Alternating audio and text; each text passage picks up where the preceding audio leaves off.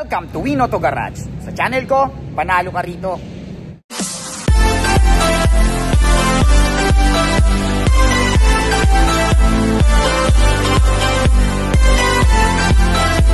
Magandang araw na naman sa inyong lahat mga katropas. Ako na naman, Erwin Peralta. You can call me Wino for short. Ayan, syempre magbablog na naman tayo. Hahanapan ko na naman kayo ng mga sasakyang matagal nyo nang hinahanap, yung mga sasakyang matagal nyo nang pinapangarap. Ayan ang mga ibablog natin ngayon. Meron na ulit tayong na-vlog.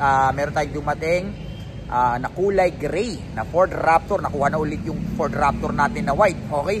Sa mga naghahanap ng brand new Kia Carnival na turbo hybrid, ayan, meron din tayo Mustang, magbablog din tayo. Ayan, panoorin nyo to. I'm sure may mga pipili kayong sasakyan dito. So kung meron kayong magustuhan sasakyan sa may bablog natin for today, tawagan nyo lang ako sa number na 0921-899-4221 Smart, 0927-344-0836 Globe. And then palike na rin ang page natin. Ayan, Win Auto Garage. Nandiyan yung mga ibang sasakyan hindi natin nabablog. Scroll lang po tayo dyan. I'm sure may mapipili kayo dyan. At bago tayo mag-start, gusto kong pasalamatan si Ma'am Mary Rose Chua. Ayan, si ma'am yung nakabili ng 2024 Honda CR-V all-wheel drive natin. Ayan ma'am, maraming salamat sa pagtitiwala. Enjoy your 2024 Honda CR-V all-wheel drive. Okay, so wag na natin patagalin to. Samahan nyo na ako, tirahin na natin to. Baka tirahin pa ng iba. Tara! Alright, first unit natin ito sa mga naghahanap ng Kia Carnival na hybrid. Ayan, first time natin makapag-vlog ng Kia Carnival hybrid. Ang ganda ng kulay parang pearl gray. I-startan kaagad natin to. So ito ay 2025 brand new Kia Carnival SX Plus Turbo hybrid, automatic transmission, gas. Ayan, at ang presyo niya ay 3,230,000 pesos. Ang brand new price nito is nasa 3,488,000.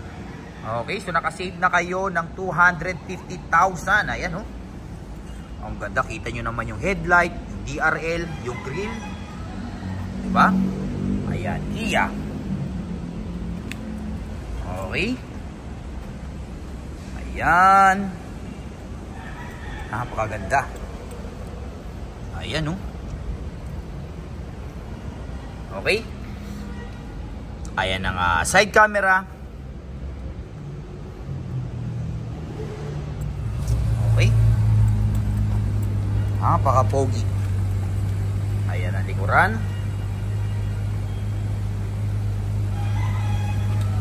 Yan yung mga sensor. Okay. With reverse cam. Yan, HEV. Naka 360 camera to ah.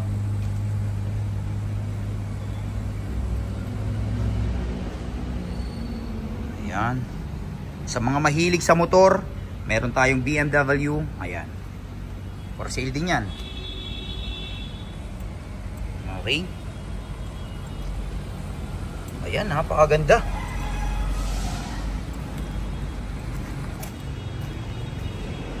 Okay.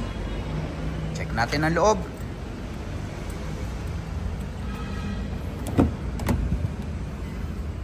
Ayan ang loob. Napaka-elegante ng interior. Siyempre, power seat. Okay. Ayan. So ito ay ilang seater ba to? 7-seater, naka-captain seat. Payin na natin yung volume. Ayan. So 7-seater, naka-captain seat. Automatic transmission. Okay? Di pa ikot-ikot na lang yung ano niya with sports mode, naka-electronic parking brake, naka-auto hold. May napakalaki kayong monitor. Okay? With adaptive cruise control. Power tailgate. Meron kayong dalawang wireless charger. Meron kayong napakalaking sunroof.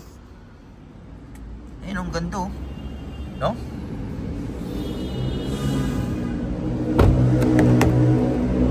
Automatic yung sliding door. Okay, dalawa yung sliding door syempre. Ayun oh. Ganda. Napaka-elegante. Ayun yung sunroof nyo ha. Dalawa yan, tsaka ito. Ganda no? Okay? Malipat tayo sa kabila. Siyempre pag isasara, pindot-pindot lang yan. Okay?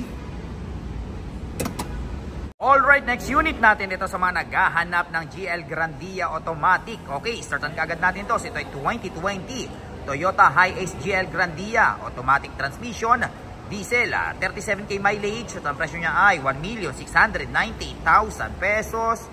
Ayan, sipatin yung mabuti. Kulay pearl white, two-tone on color. Ayan ang hood. Okay, ayan ang grill. Ayan o, ganda no? Sariwa. Okay. Ayan ang magsinterang-ter, napakakapal pa. Ayan. Sipatin nyo mabuti. Okay. Ayan ang likuran. Okay. GL Grandia. Sa mga naghahanap ng pang-pamilya, pang sports pa. Ano yun ah? Tawag dito, alcohol. Diba ganun yung patalastas dati, 1990s ata yun. Ayan. Okay.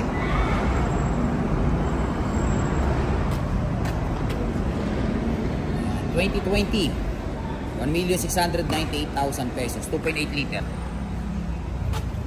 1, 2, 3, wop, yeah. Okay. Ayan ang loob. Okay. Check natin ang backseat. Ayan ang backseat. Napakaluwag. Okay. So ito ay 12-seater. 4, 7, 10, 12-seater. Okay. Ayan.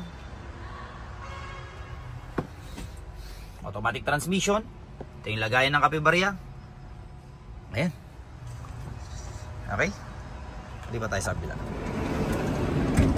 Alright, next unit natin ito sa mga naghahanap ng Mitsubishi Expander GLS. Ayan, i-startan kaagad natin.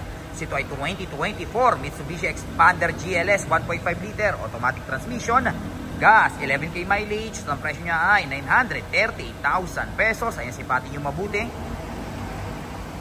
Ayan.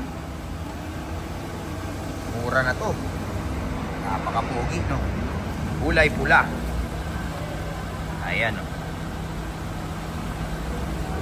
Ayan ang DRL, ang headlight, ang magsinter, napakakapal pa. Okay. Ayan. Okay. Ayan ang likuran. With reverse cam.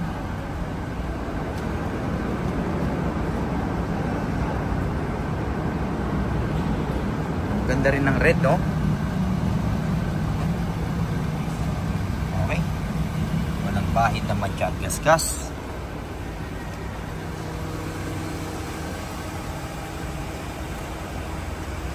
Checkin natin ang loob.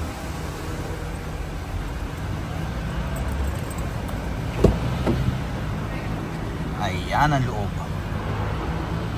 Napakasariwa. Okay. Ito ay 7-seater, naka-fabric, automatic transmission, lagayan ng kape-barya, naka-electronic parking brake. Ayan, with Android, I think meron ata tong Apple CarPlay and then Android Auto. Double check ko na lang din mamaya sa Google na lang natin. Hindi ko sure eh. Okay? Ayan. Ayan ang naka-dual climate control. Okay? Siyempre, naka-push start engine. Ganda na ng manubela, no? Iba na.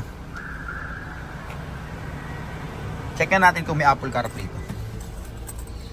Para sure tayo. Bluetooth,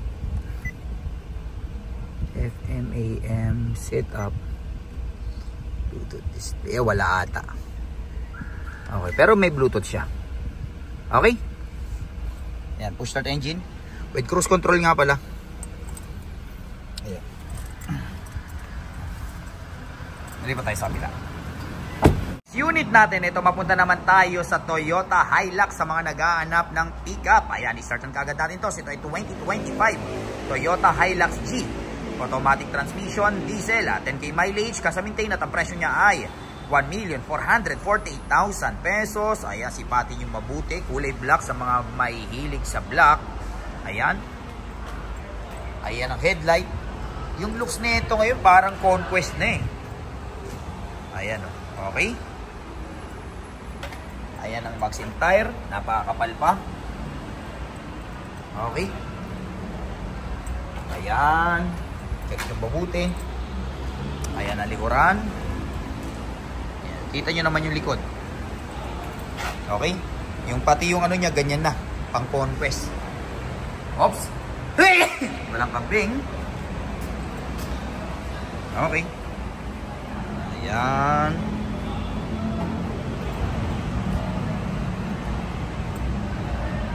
Check yung mabuti. Okay.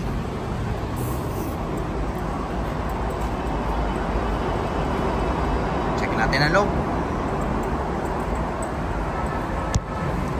1, 2, 3, 4. Ayan ang loob, okay? Naka-leather seat na rin.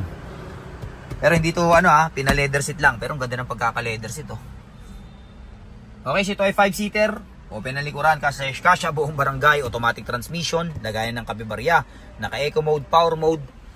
Okay? Meron kayo napakalaking head unit. Siyempre, push start engine na rin siya, hindi siya disusi Okay Ayan. Ganda na rin, no? Lipat tayo sa kabila. Alright, next unit natin ito sa mga naghahanap ng SUV na budget meal, sa mga naghahanap ng Mitsubishi Montero Sports GLSB. Okay, startan kagad natin. Ito ay 2014 Mitsubishi Montero GLSB, automatic transmission, diesel, 113K mileage. Ang presyo niya ay 648,000 pesos. Ayan, sa mga naghahanap ng SUV na budget meal. Ayan, okay. Sariwa pa, ayan ang hood. Ayan.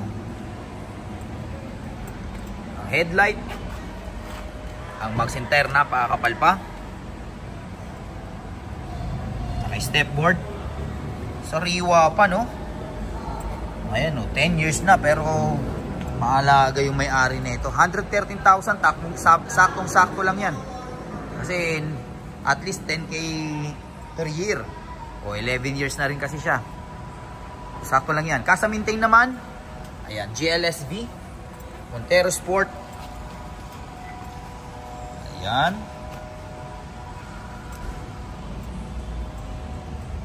Walang bahin naman chat gas-gas. Okay.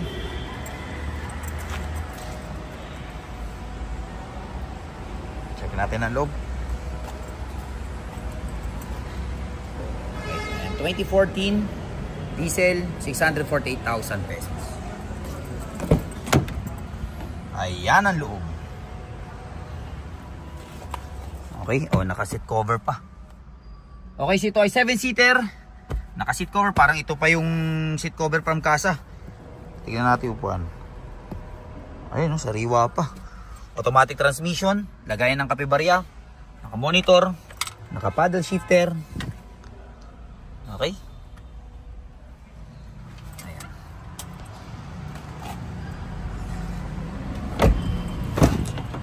Ayan ang boxing.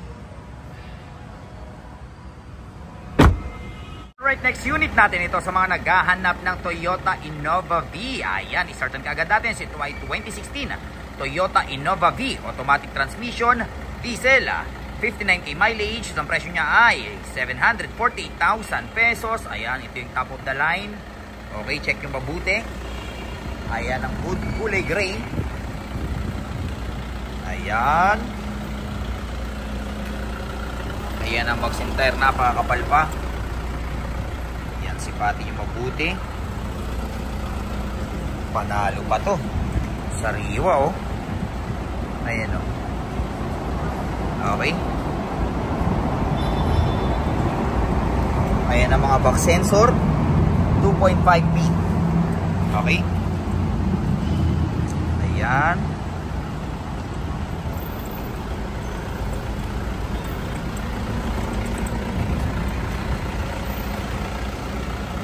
Okay. Natin ang loob. 1, 2, 3, wop, yan. Ayan ang loob po, napakasariwa, oh. O, kita nyo naman yung interior niyan. Yung leather seat. Diba? Okay, so ito ay 7-seater. Naka-captain seat. Automatic transmission. Okay, naka-leather seat. Ayan, lagay ng kape barya. Okay, ayan.